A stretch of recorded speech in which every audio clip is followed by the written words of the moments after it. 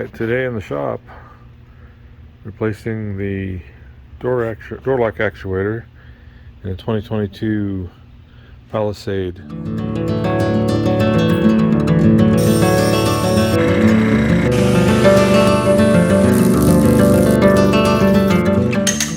I'm just going to do a quick video to show the process, because the actual video is a long one, because I kind of learned as I went.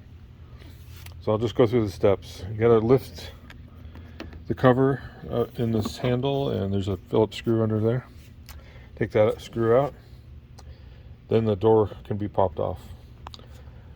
You have to remove this cap, loosen the bolt, don't completely remove it. Then this is going to be able to slide forward.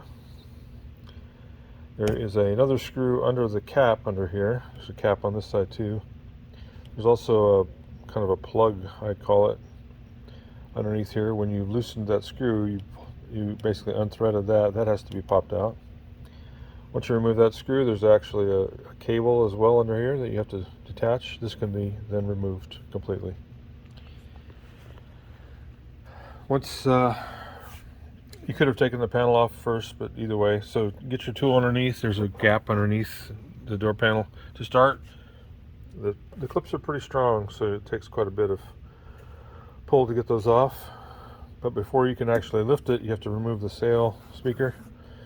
You kind of pry on the back here, and it'll in here it'll come off. There's a connector under there for the speaker. Remove that.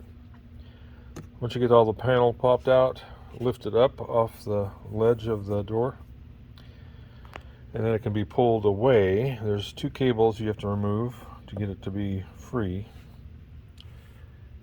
Once that's done, there is a lot of clips on the internal cable there. All those have to be removed, or at least I did. The ones up here are kind of hard to do. If you carefully pry on the back of them and find where the connectors are spread out, you can get those to pop out without breaking them. The inner panel has 10 millimeter screws all the way around it. Take all those screws out. Once you remove the panel completely, unlatch all the connector or cable holders. There's a airbag deployment sensor about right here. You have to remove that, but before you do that, unhook the battery. This is a kind of a hard connector to dislodge. There's a gray cover over it. Push the gray cover down. It's spring loaded, and then you can pry the yellow clip that holds the connector on, and then slide it down. After you get all that fixed or removed, you need to reconnect the battery, reconnect the window switch, to get the car into accessory mode. Lower the window and watch for the two.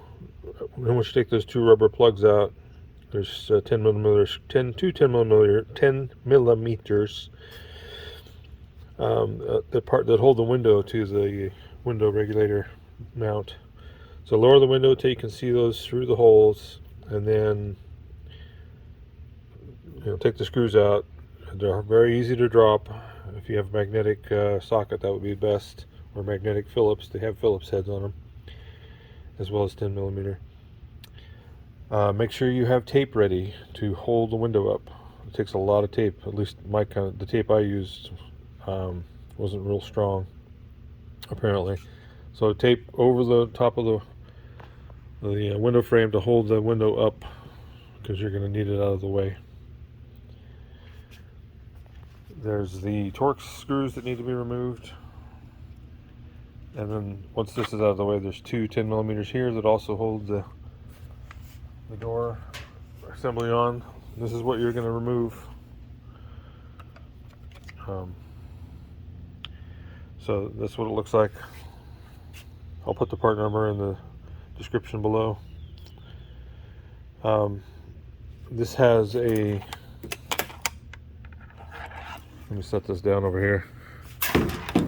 There's a plastic holder for these. Remove it. It has a clip on it. You can pull that out of the back of the, it's actually part of the door panel, so remove that from that. And then you got to slide these out of the plastic holder eventually. They kind of turn sideways. You can see the little tip on there fits into a groove. Kind of angle it and it'll pop out of the groove that way. And then these pop out of the into the plastic. They're pretty stiff, but just carefully pop those out. Okay, so once you have all that free, the windows out of the way, all the screws are removed, then actually the inside of the door handle has a little plastic boss that sticks over the metal. So slide that forward, and then that allows that to push in, and then this will push in as well. And then you can actually remove that whole actuator assembly. There's a cable that runs, it's probably, I guess you can see it, it's way down here. That cable comes in to the back of the inner panel. I didn't try to remove that. There's a clip forward at the bottom. I removed the clip just to give me more play, and then I just laid it flat over my stool. And then there's a plastic holder for this that this mounts to. That slides out of the inner panel, the big inner plastic panel. And then this will be free. There's a cable. I need more hands. There's a cable that goes to the connector, and it wraps all the way around that plastic, and then it intertwines through these plastic pieces as a strain relief or holder or whatever. So just pay attention to how that's routed. Maybe take a picture of it and then just reroute it, get the cable through there when you put it back together. These clips, are pretty standard. It has a plastic holder. You flip the plastic holder up. Well, anyway, I can't do it with one hand, but unhook the bottom one. All right, I think that gets you all the way apart. So just basically reverse everything and put it back together. Clip this into clip your new actuator into the rest of the assembly. Make sure you plug that in. Reroute your wire all through it. This whole thing fits into a white plastic holder. It uses these spring clips kind of to mount it to that. There's one here, and there's another one. Where's the other one? Oh, the other one plugs into this boss, I believe. So it plugs in here. This is where the sorry, reverse that. This is where the other piece that actually holds the door handle clips onto. It's not super tight, but the white holder clips into this hole and this hole. So you can watch the long video to see all this happening, but this is a short one to go through it. So once you reassemble all that, make sure your wire clips are all done. Make sure the one on the inside of the panel is done. I had to pull it back apart for that. And then you can slide all that assembly in to the door, and then you work on getting the door handle all lined up. And then once you slide that back in, you really have to do that to get the whole thing to fit properly into place. Put some screws in once they're close by to hold the whole thing in. Reattach your cable, put the screw back in. Put I guess I'll call it a plug. It's kind of has this very kind of shape. That's what your screw holds in. So tighten that back. It's not very tight, so don't over tighten it and strip it. I think we're done with the handle by then, pretty much. This whole piece slides forward when you remove it, so push it back in.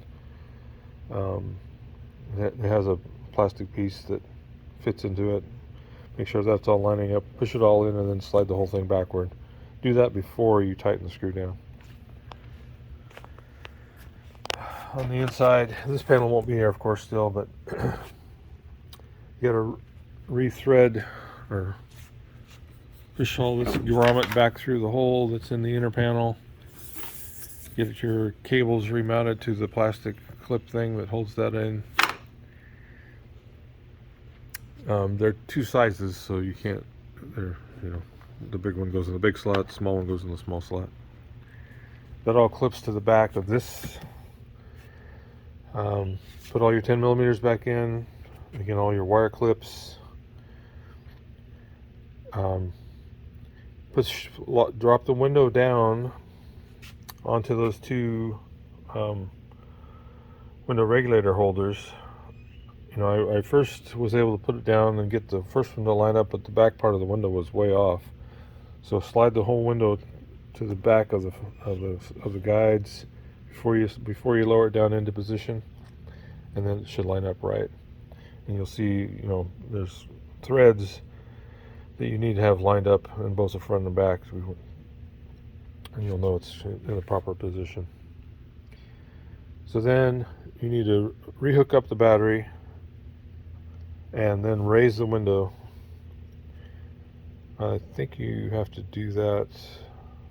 I guess you don't have to do that before you're finished. I'm trying to remember. But before you hook up the airbag sensor, make sure there's no battery connection, no power. So then reclip that in when there's no power. I think you're ready to reassemble at that point. So you got your window screws in. There's inner screws for the actuator. There's wire clips all around. I said that. So once all that's all done, clip in the cable assembly, hook up your two wires, and slide all that in, and then pop it in. And then you can put the sail. Well, actually, to put this in, of course, you'll have to slide it down over the top of the lip, and then it'll be loose everywhere else, and then snap it into place. Before you do that, check and make sure there's none of the snaps stayed in the frame, and if they did, remove them with your trim tool or something and pop them out, and then slide them back into the door card. They all have little slots for those to go into. It's better because once they're out of that slot, you can't snap it back in this way. It has to snap into this end, not the panel end. Okay, I think that's about everything. Once this is all mounted again, then you can reattach the cable for the sail connector and then slide this back into place. And then you should be done. Hook the battery back up. I made sure the driver's window was down when I started all this in case I got locked out. So, anyway, depends on where you leave your key, I guess. So that's about it. Hook it all up, make sure everything works. I slowly lowered the window down and back up just to make sure nothing bound. I didn't want the auto down or up to crack anything. And then the door locks works. So that's the short version. There'll be a long version that shows all the steps, everything happening. I've edited down dramatically from what it actually took because I learned all as I went. But anyway, I hope that helps someone, and as always, thanks for watching.